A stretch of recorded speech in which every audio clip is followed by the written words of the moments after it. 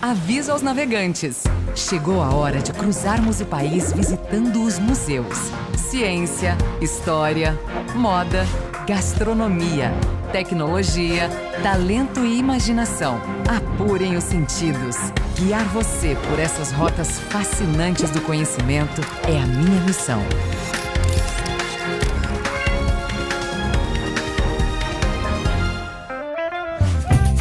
Há tempos atrás, Areia, localizada a 129 quilômetros de João Pessoa, foi palco de acontecimentos que deixaram legados importantes para a história e a cultura do Brasil.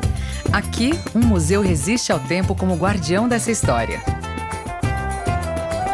Foi nessa bucólica cidade que nasceu um dos mais importantes pintores da nossa história, Pedro Américo, autor da tela O Grito do Ipiranga, consagrada como símbolo oficial da independência e da fundação do Brasil. Muitos anos já se passaram desde que o Brasil deixou de ser colônia. Seu Antônio Augusto de Almeida é primo de Pedro Américo, engenheiro aposentado e escritor. Além de ajudar a preservar os prédios históricos da cidade, é uma espécie de agente de preservação da memória.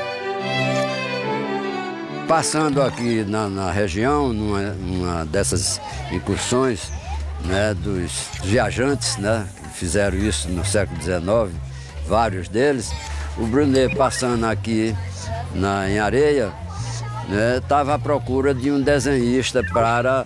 Não existia máquina fotográfica, né? Eles utilizavam muito o desenhista para desenhar tanto animais como plantas, como paisagens, né? E na região ele soube, ao pedir essa informação, que tinha um menino que desenhava muito bem, né? E tinha desenhado um galo numa parede lá, e foi levado para ver esse galo e ficou impressionado com a fidelidade do desenho em relação à imagem real. E então o Brunet o contratou, né, para acompanhar a expedição. Aí foi descoberto o pintor Pedro Américo, né? Areia ainda mantém o estilo bucólico que nos remete ao final do século XIX e início do século XX, época em que a cana-de-açúcar movimentava a economia local. Foi a importância do cultivo da planta para a cidade que motivou, muitos anos depois, a criação do Museu do Brejo Paraibano, mais conhecido como Museu da Rapadura, que iremos conhecer no programa de hoje. Ele está localizado no campus da Universidade Federal da Paraíba. Sua inauguração teve o apoio do Instituto Brasileiro de Museus em 2010 e alavancou o início do processo. Olá, bem-vindos, pessoal do Conhecendo Museus. Gostaria de convidá-los aqui para conhecer o nosso Museu da Rapadura, uma das nossas joias, do nosso principal ponto turístico aqui na cidade de Areia, no Brejo Paraibano. Aqui vocês vão poder ver como funcionava o modo de vida das pessoas no período áureo da cana-de-açúcar aqui na nossa região. Quando a lama virou pedra e Mandacaru secou, quando o ribação de sede bateu asa e voou, foi aí que eu vim-me embora, carregando a minha dor. Hoje eu mando um abraço pra ti, pequenina. O museu está dividido em 2 prédios. O Engenho, que originalmente produzia açúcar, rapadura, mel e cachaça, e a Casa Grande, construída em 1843. Até algumas décadas atrás, ele chegou a funcionar como residência de docentes e também albergava um laboratório. No entanto, quando se houve a proposta de construção do museu, houve todo um trabalho de buscar suas origens, como era a sua estrutura original e que ela fosse recuperada. Então, o museu passou por uma reforma de volta à sua origem, seu modelo original. Hora de fazer uma viagem no tempo. A casa abriga objetos curiosos que ajudam a contar como eram as relações sociais, familiares e de trabalho dos séculos XVIII e XIX. Bom dia a todos, sejam todos bem-vindos ao Museu da Rapadura, do Brejo Paraibano, tá certo? Vamos adentrando aqui ao museu. Aqui diante de vocês, aqui nós estamos na sala, que chamava exatamente a sala de visita. Se vocês olharem os quartos têm bastante porta. Na época se tinha um medo, tanto talvez de uma invasão dos escravos, quanto de uma invasão dos cangaceiros, que na época já existiam os bandos de cangaceiros. Os cangaceiros invadiam os engenhos atrás de riquezas. Alguns os chamavam de ladrões, outros de insurgentes contra a opressão do latifúndio. O bando mais famoso foi o de Lampião. Acabaram mortos em 1938. As portas, tudo resistente, porque se houvesse um ataque de cangaceiro, talvez com as portas você tinha como evadir do local um pouco mais rápido. Então, aqui você vê, o piso ainda é um piso de época. Como eu falei, a altura da casa, tanto para ser bem arejada, quanto demonstrava o poder que o senhor de engenho tinha, né? Aqui atrás nós temos um móvel chamado marquesão, também conhecido como namoradeira. E na época, o namorado chegava, sentava aqui, o pai sentava aqui, a mãe sentava aqui e a moça sentava aqui. Quando, numa determinada hora que às vezes começava a escurecer, às vezes a mãe precisava ir para a cozinha, o pai também olhar algumas coisas, o gado, o que se tivesse na fazenda. Então se chamava uma pessoa dali de confiança e se trazia ou uma lamparina, uma vela e se ficava aqui para iluminar o namoro da moça. Foi daí que surgiu o termo segurar vela.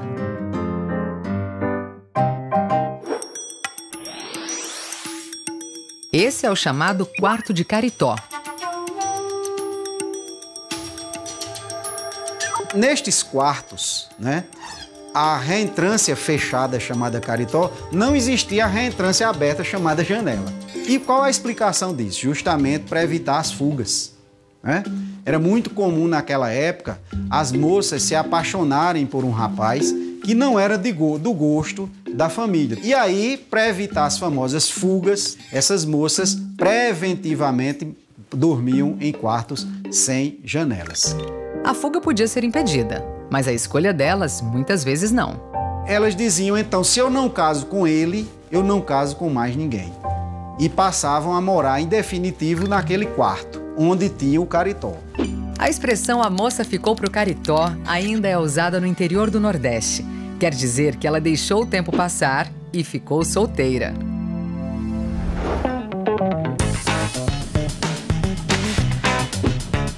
Então, esse tipo de mesa aqui era de costume se ter nas casas grandes, nas casas dos senhores de engenho. Então, na hora que são hoje aqui, já é quase 11h30, quase meio-dia, então geralmente era hora do almoço. E tinha gente, que o cabo hoje chama os pirangueiros, ou alguma coisa, que costumava, às vezes, chegar na casa do pessoal na hora do almoço. De casa. Ou de casa, ou de fora, né? Então, para não oferecer a comida, o camarada ia lá, abria, colocava a comidinha aqui e fechava a mesa. Ô, mais gente, vocês chegaram, a gente acabou de almoçar, faz 5 minutos que a gente almoçou, né? Se tivesse chegado mais cedo, nós tínhamos almoçado juntos.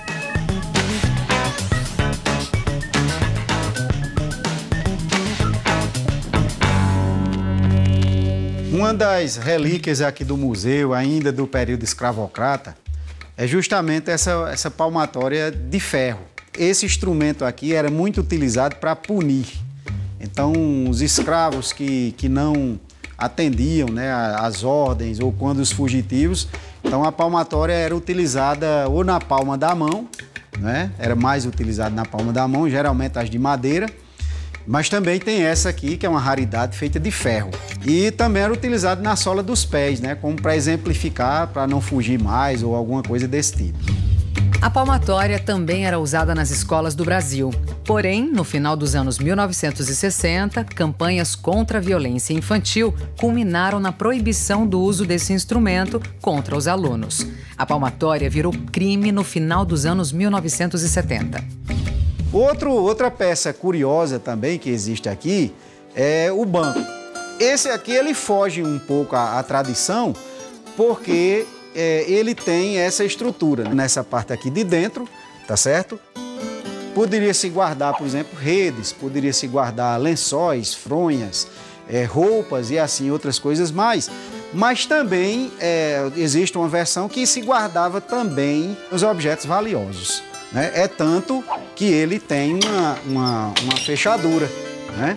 Ele tem aqui uma fechadura, uma chave e assim por diante. Então são coisas interessantes, são fatos interessantes, fatos pitorescos, né?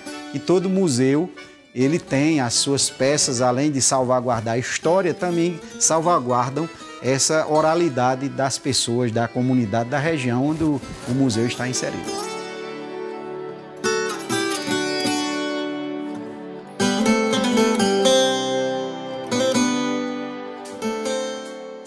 passa a ser importante essa história, porque além de trazer o passado histórico da cidade, como a cidade aqui, o Brejo Paraibano, ele cresceu, a gente pode ver erros do passado também, que a gente não pode repetir, para a gente sempre avançar. Vamos conhecer agora um pouco mais sobre uma profissão que teve origem no Nordeste do Brasil, o vaqueiro. Essa parte aqui da Casa Grande é chamada o Quarto dos Arreios, ou também conhecido como Sala do Gibão, né? Então, o gibão é esse conjunto de roupa de vaqueiro de couro, né? Que tem chapéu, casaco, a calça de couro e as botas, né? A roupa de vaqueiro serve para protegê-lo da caatinga, onde o mato muitas vezes pode ser espinhoso e cortante. A cela, que geralmente é uma cela bem bonita, bem trabalhada, que era a cela do poderoso do senhor de engenho, né? Então, na época ninguém tinha carro, não tinha avião, não tinha jato como se tem hoje, mas o dono de engenho tinha um bom alazão e com todos os componentes, com a cela bem trabalhada, com corona, com manta e os estribos, essa parte aqui do estribo, exatamente, pelo ostentar, ele mandava fazer tanto de ouro quanto de prata. Por isso o termo estribado, cara, fulano é estribado, bom de dinheiro, bom de carvão, né?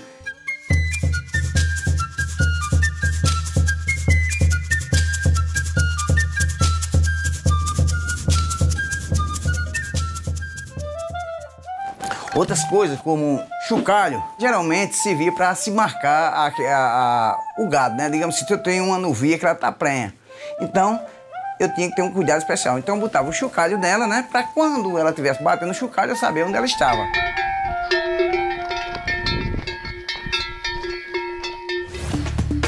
No próximo bloco, vamos continuar visitando a Casa Grande. Vamos saber como era racionada a comida, conhecer um pouco mais sobre a educação feminina e desbravar o engenho de cana-de-açúcar.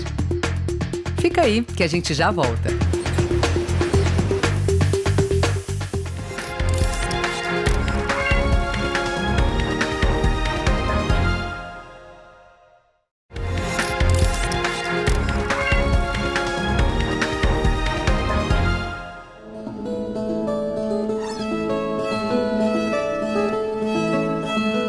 Voltamos à Areia, Paraíba. Hoje estamos no Museu do Brejo Paraibano, também conhecido como Museu da Rapadura. Ele está localizado no Campus 2 da Universidade Federal da Paraíba. O museu apresenta os hábitos e costumes de uma família tradicional do século XVIII, período áureo da cana-de-açúcar na região. Na época, a cidade de Areia gozava de status político e cultural alavancados pela economia canavieira.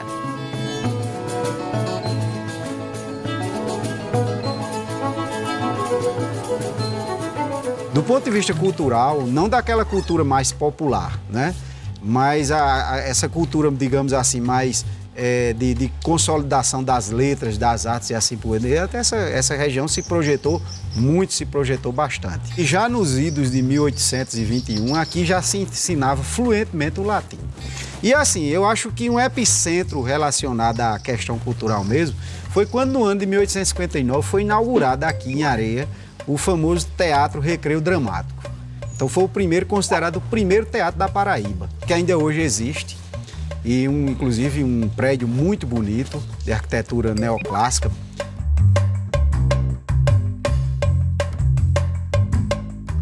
Areia também, ela se projetou como a primeira cidade da Paraíba, uma das primeiras cidades do Brasil a libertar os escravos. É uma região que se projetou politicamente, se projetou culturalmente, né? De uma forma muito intensa. Até que, no início do século passado, vem um trem para a cidade vizinha chamada Alagoa Grande. E toda a região que o trem chega, ela passa a se desenvolver mais. E hoje, digamos assim, o grande combustível aqui da cidade, do município principalmente, é justamente o ensino superior. No quarto das prendas, as mulheres aprendiam a bordar, costurar e a se comportar diante da presença masculina. Na época, mulher era educada unicamente para casar.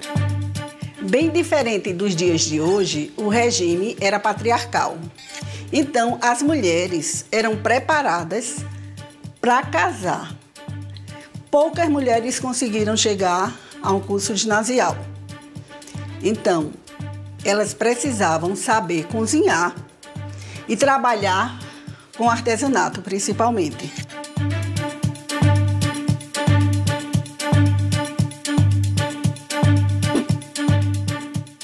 Essa peça aqui, ela servia para fazer o fio do algodão.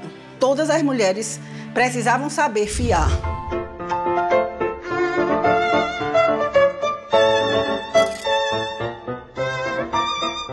Do fio, elas faziam a renda. A renda é uma peça muito importante.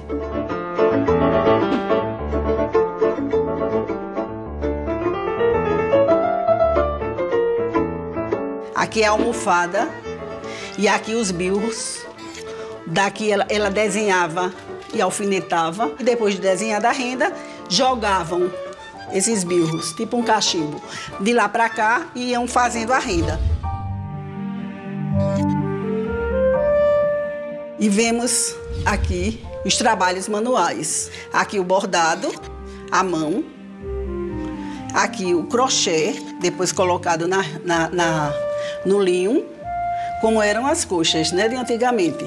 Cada pecinha dessa passava pelas mãos das mulheres. Enquanto bordavam, as mulheres da família aproveitavam para ter longas conversas sobre seus cotidianos. Quem sabe daí, desses papos, vieram todos o nosso desenvolvimento, né? Na década de 30, a mulher votou, começou a votar, a mulher começou a ter seus direitos, a mulher começou a se sentir mais empoderada, se sentir com mais garra, de saber que podia prosseguir e não ficar só naquela salinha tricotando.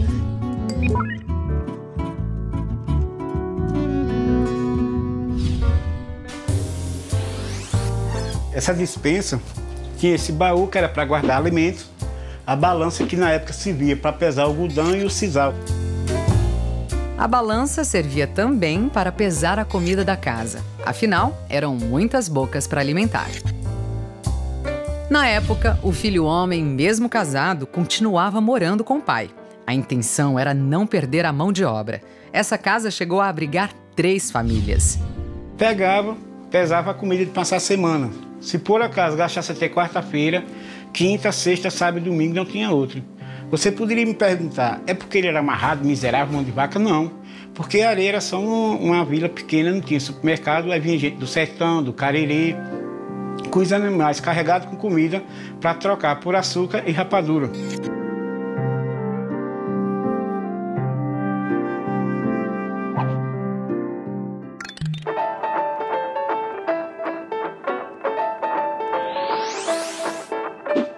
Essa cozinha aqui é a típica cozinha de Casa Grande, assim, mais ou menos do período de 1930 até mais ou menos a década de 70, que o pessoal usava muito esse tipo de cozinha, né?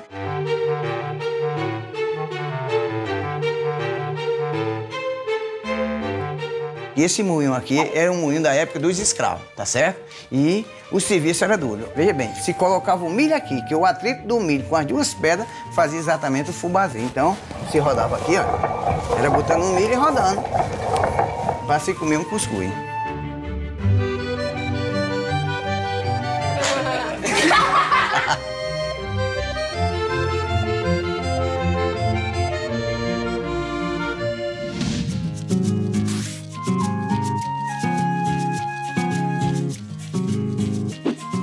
A região chegou a ter, na segunda metade do século XIX e até a época da Segunda Guerra Mundial, século XX, chegou a ter mais de 400 engenhos desses, a maioria de rapadura, né?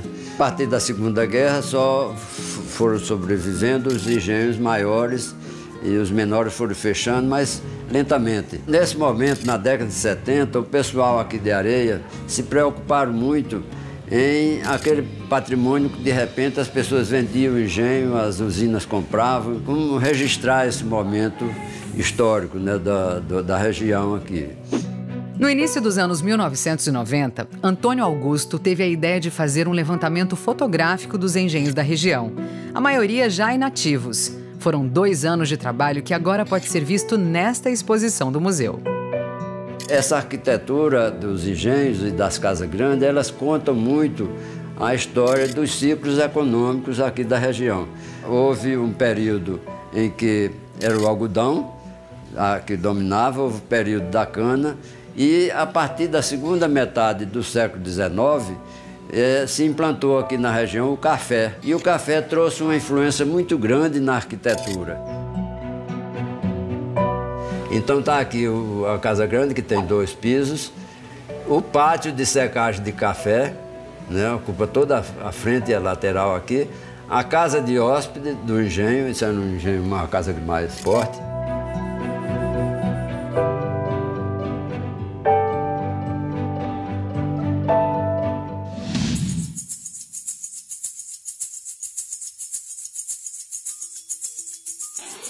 Vamos conhecer o engenho do Museu do Brejo Paraibano, que resgata o processo histórico da moagem da cana-de-açúcar, principal gerador de riquezas durante o Brasil colonial.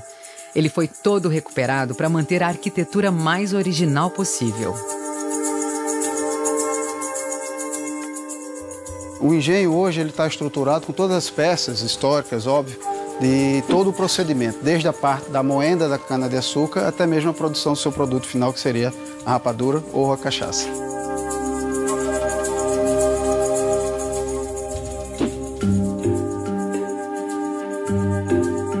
Cortada a cana, o transporte era feito justamente nos carros de boi, que eles tinham de vários tamanhos, dependia muito da carga de cana que tinha que ser levada para os engenhos. Chegando no engenho, a cana seguia para a moenda, onde era processada. Ela, numa versão menor, utilizava a mão de obra humana, inclusive o trabalho escravo, mas numa versão maior como essa aqui já podia utilizar bois. O tempo passa e aí tem o advento do vapor. Então você utilizava a lenha, era produzido o vapor movimentava essa roda. E a roda, consequentemente, movimentava uma moenda, agora maior e mais produtiva. A princípio, elas foram movimentadas pelo vapor, mas depois surge o maquinário a diesel. E aí nós temos aqui, por exemplo, um dos motores utilizados à época. E existe registro ainda de muitos proprietários que têm esses, ainda funcionam e assim por diante. E depois, aí com o advento, a gente tem também os engenhos hoje movidos à eletricidade.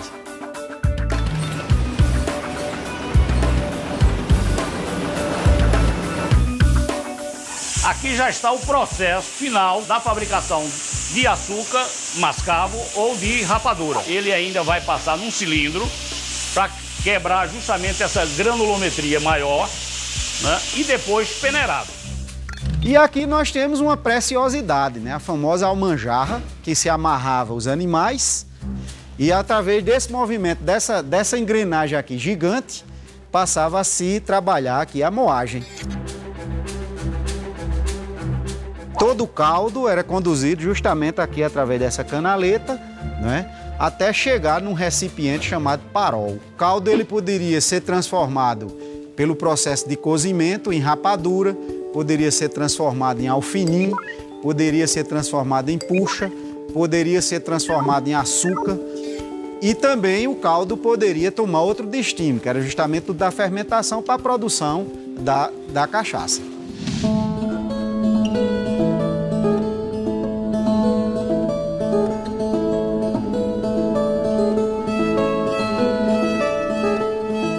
A necessidade de preservação da nossa história, a partir do que é feito aqui pelo museu, deriva do fato de que essa região hoje, o Brejo Paraibano, ela é bastante conhecida pela sua produção de cachaça, né? Ela está intimamente ligada à história da cana-de-açúcar aqui em cima e tem na cachaça seu principal carro-chefe. Então, é bastante importante que nós tenhamos essa história preservada. Que hoje nós temos vários engenhos produtores de cachaça aqui na região e que chama a atenção da região por isso, mas precisamos saber de onde surgiu, como começou, como eram os processos originais e como se deu essa evolução até os dias de hoje. Então, o Museu do Brejo Paraibano, ele nos ajuda nisso, a entender de onde viemos, para onde vamos e quão rica e bonita é essa história que merece ser preservada não só até hoje, mas daqui para sempre. Preservar a memória é experimentar as inúmeras possibilidades de um produto que faz parte da cultura de um povo. Quando vier à Paraíba, visite Areia, e conheça o Museu da Rapadura.